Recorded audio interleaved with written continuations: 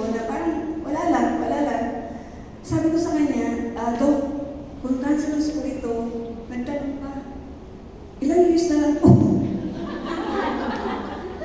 Ilang years na lang po bang italagay ko dito sa mundo? Ang sabi sa akin ng doktor, 5 years. 5 years daw.